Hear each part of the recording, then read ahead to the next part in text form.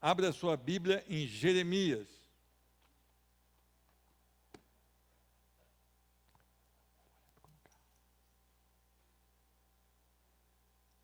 Jeremias capítulo 1.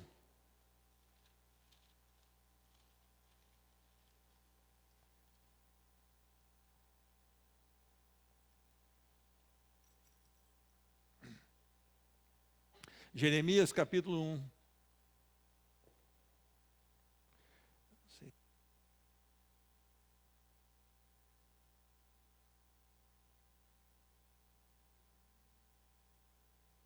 Jeremias capítulo 1.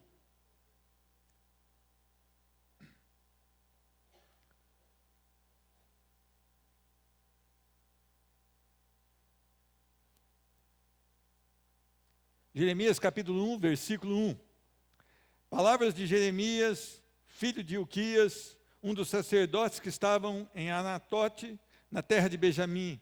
A ele veio a palavra do Senhor nos dias de Josias, filho de Amon e rei de Judá, no 13º ano do seu reinado, e também nos dias de Joaquim, filho de Josias, rei de Judá, até ao fim do ano 10º de Zedequias, filho de Josias, rei de Judá, e ainda até o 5º mês do exílio de Jerusalém.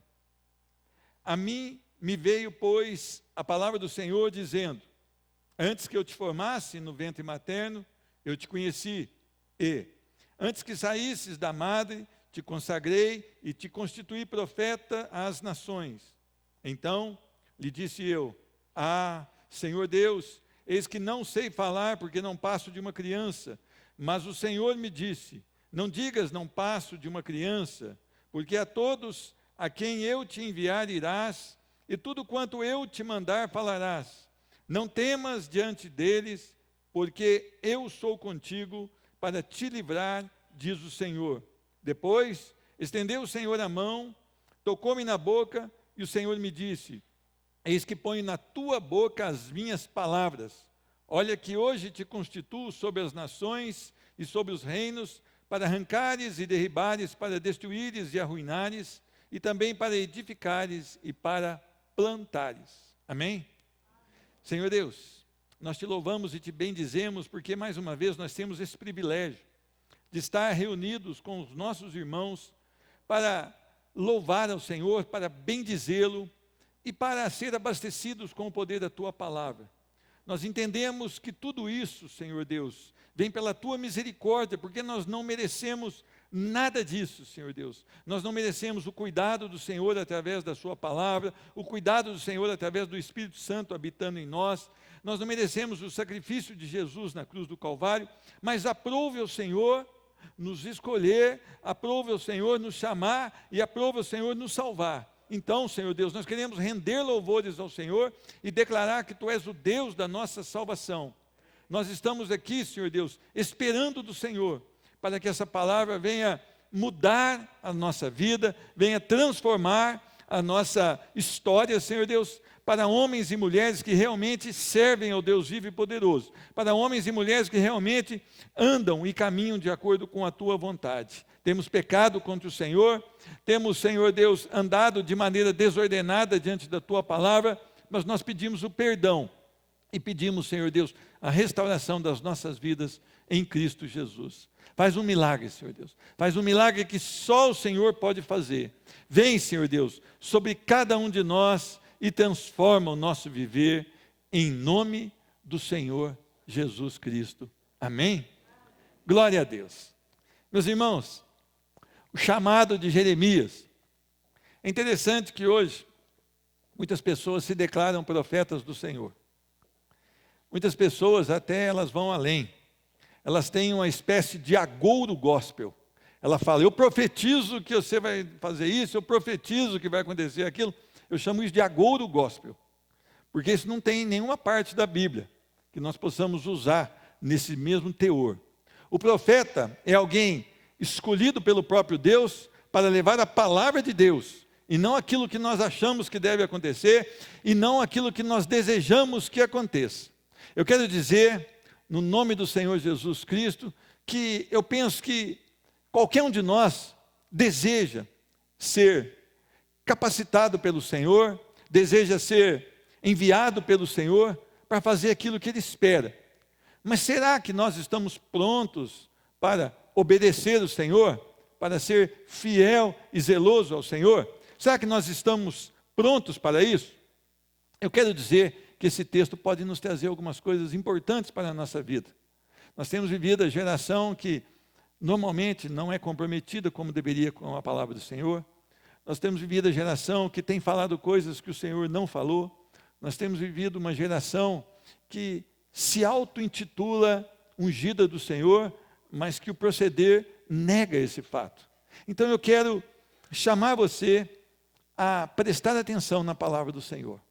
A primeira coisa que eu noto aqui nesse texto é que, versículo 4, ele deixa bem claro que não sou eu que me chamo, não sou eu quem decide se devo ou não estar no ministério do Senhor.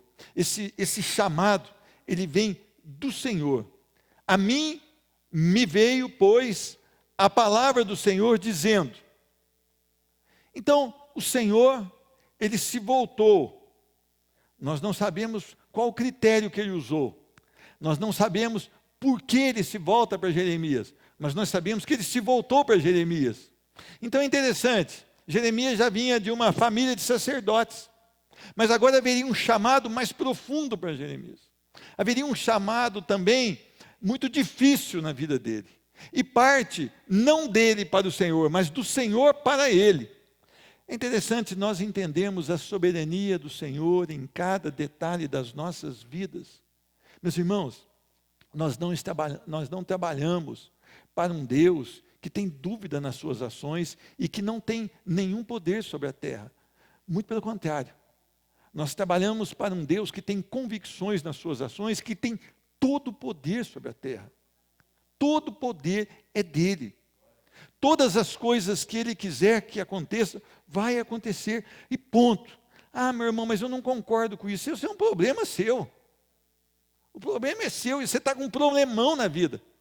Porque o Senhor, ele escolheu chamar Jeremias. E é interessante que continua o versículo dizendo, versículo 5, antes que eu te formasse. Ele escolheu Jeremias. Jeremias ainda não existia. A soberania dele, ela vai além daquilo que nós podemos entender.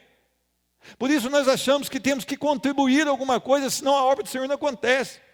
Por isso nós deixamos de orar, porque nós somos tão carnais, que nós não confiamos totalmente no Senhor, então nós deixamos de orar, e nós partimos para a ação. E nós achamos que os nossos braços vão executar a obra do Senhor. Por isso nós temos muita ação e pouca oração. Por isso nós andamos desordenadamente, muitas vezes, na palavra do Senhor, porque a primeira ação é do Senhor, e não do homem. E ela acontece antes que Jeremias fosse formado no ventre materno. Eu te conheci, Jeremias. Antes que você fosse formado, eu te conheci. Toda a ciência pertence ao Senhor. Ele é onisciente. Ele é soberano. Ele governa. Ele reina. Ele é absoluto. E a sua palavra também é absoluta. E nós precisamos entender isso. A nossa mente não acompanha muitas vezes esse tipo de raciocínio. Por quê? Porque a nossa mente, ela não consegue estabelecer isso. Como pode? Um Deus que chama antes que eu fosse formado. E a palavra continua. Antes que eu te formasse no ventre materno, eu te conheci, e antes que saísse da madre, o que ele fez? Eu te consagrei. Interessante, o Senhor o conheceu, o Senhor o formou, e antes dele sair da madre, o Senhor o separou. Tudo aquilo que é consagrado é separado para o Senhor. Se nós olharmos histórias, como de João Batista, como a do próprio Sansão, como o próprio Samuel, havia um plano do Senhor nessas vidas, e um plano muito forte, e um plano de separação. Separação para algum propósito. Meus irmãos, se nós começarmos a entender que o Senhor o separou e o constituiu profeta. Hoje, as pessoas se autodenominam apóstolos, profetas, tudo é autodenominar. Aqui não, é o Senhor que constituiu como profeta. Meus irmãos, o profeta é aquele que anuncia a palavra do Senhor. Hoje nós temos uma dificuldade de separar o profeta dos adivinhos de hoje. Porque o Senhor, muitas vezes, Ele mandava falar, olha, fala para aquela geração que vai acontecer isso. E era a voz de Deus através de um homem. Agora hoje, as próprias pessoas, elas trazem uma voz que não é de Deus e se dizem profetas. E nós temos visto aí muitas coisas acontecendo. As pessoas são convidadas, olha, vai vir um profeta aqui. E ele sabe o número da sua identidade. Ele sabe o que aconteceu na sua vida. Ele sabe falar algumas coisas que podem acontecer na sua vida. Mas isso não leva a lugar nenhum. Por quê? Porque não há glória para o Senhor. Muitas vezes, um profeta, vamos dizer, dos tempos modernos, diz, olha, fulano, você vai fazer uma viagem. E aí? Acertou. É ruim demais. Qual que é o objetivo dessa viagem? Onde está a glória do Senhor nessa viagem? Para que ela existiu? Onde expressou ali a graça, o amor e a misericórdia de Deus? O Senhor constituiu o profeta, um homem separado para levar a palavra do Senhor. Mas agora tem aquela velha fuga, não é verdade? Em todos nós, talvez a responsabilidade diante da palavra de Deus nos leva a fazer o que fez aqui a princípio Jeremias, versículo 6.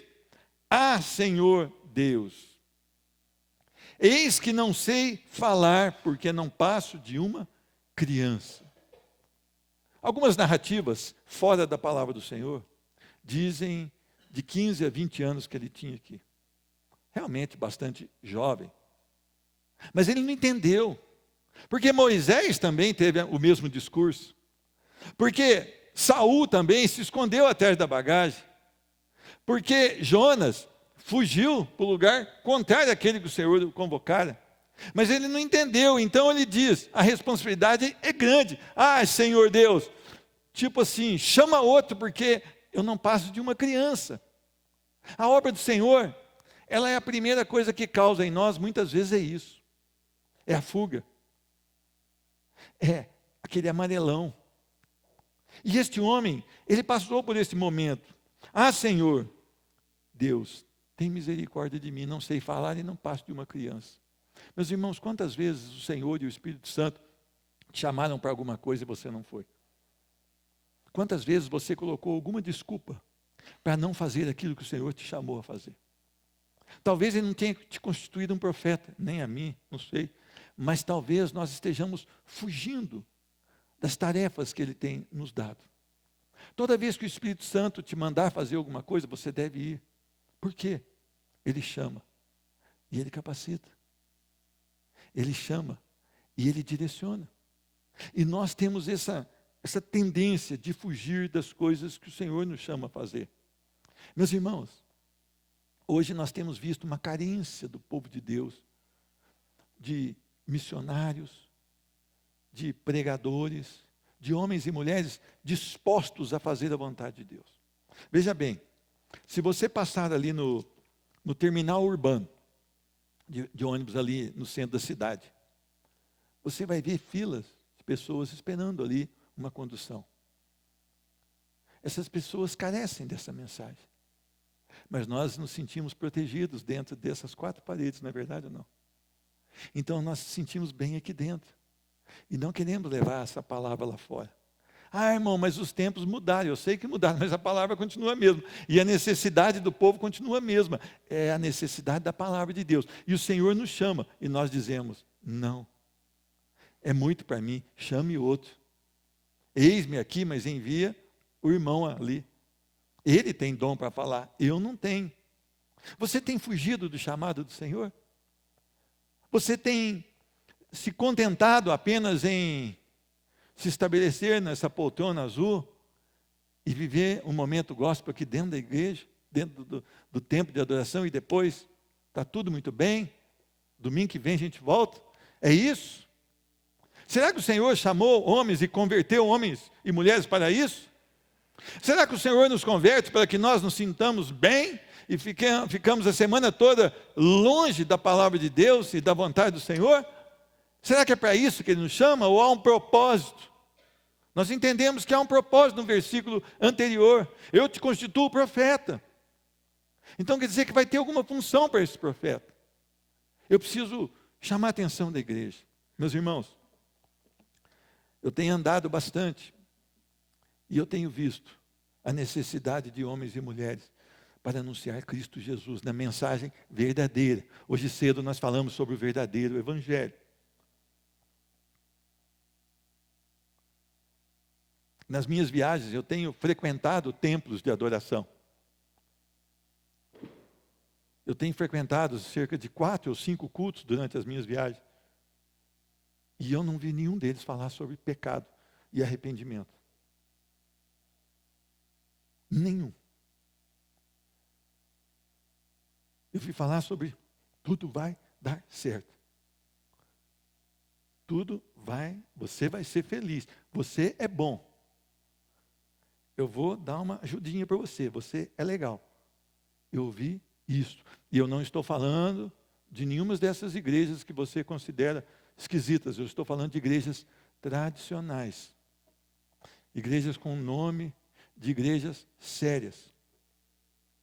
Estamos carentes de homens e mulheres que preguem a verdade do Evangelho. Não, talvez, num púlpito, mas aí fora. Homens que discipulem de maneira coerente com a verdade e a palavra de Deus. Mas o Senhor, então, versículo 7, Ele chega e esclarece. Não digas, não passo de uma criança. Pare com essa conversa. Pare com essa conversa. Por quê? Porque a todos a quem eu te enviar, irás. Tem escolha aqui? Tem livre-arbítrio aqui? Tem alguma decisão do homem aqui? Você não entendeu, Jeremias? Para com essa conversa. Eu te mandei e eu vou te enviar e você vai. E pronto. Jonas não fugiu? Jonas não deitou no navio lá e não foi dormir no porão do navio? Não veio aquela turbulenta tempestade? Os caras lá de cima, cada um buscando o seu Deus. E Jonas lá, não buscando o Deus a quem ele servia. Ele chegava e falava: o que está acontecendo contigo? Busca o seu Deus. Jonas não foi lançado ao mar? Jonas não foi engolido por um peixe? Jonas não passou no ventre daquele peixe 3 dias e 3 noites? Jonas, no capítulo 2, ele não se arrependeu? E falou: aquilo que o Senhor me enviou, eu falarei. Capítulo 3, dispôs-se Jonas, dispôs-se, levantou e foi anunciar a palavra do Senhor. Jonas andou caminho de 3 dias naquela cidade. 120.000 convertidos. Mostra um profeta maior que foi Jonas. E sem vontade que as pessoas se convertessem, e ficou bravo porque elas se converteram. Quem que estava na frente? Cristo. Deus poderoso, o Espírito Santo de Deus. A obra quem faz não somos nós apenas somos instrumentos na mão desse Deus grande, poderoso, maravilhoso, benigno, que vai e faz a obra. A nós pertence o anunciar em obediência à palavra de Deus. Eu não posso converter uma vida, nem mesmo a minha. Eu preciso apenas obedecer ao Senhor.